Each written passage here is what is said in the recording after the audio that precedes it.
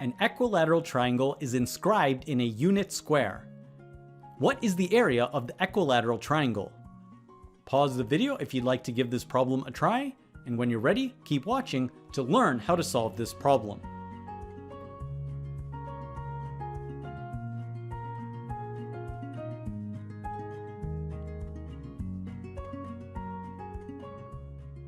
So how can we solve this problem?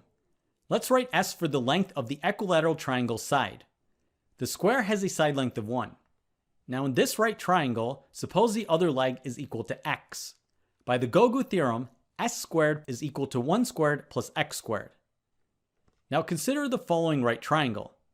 Its hypotenuse is also equal to s, and one of its legs is equal to 1. Therefore, its other leg must also be equal to x. Finally, we have one more triangle.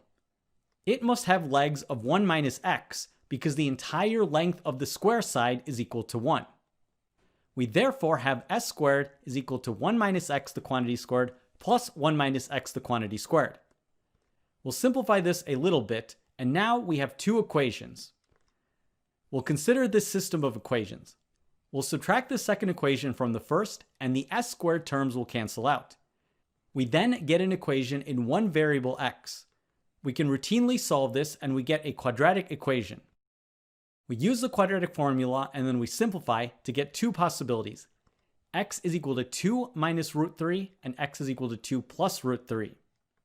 Now recall that x has to be less than the side of the square, so x has to be between 0 and 1. Therefore, we reject 2 plus root 3 and we accept 2 minus root 3. Once we have the value of x, we can go ahead and solve for s squared, which is equal to s squared root 3 all over 4. We simplify this and we get 2 root 3 minus 3, which is approximately 0.464. And that's our answer.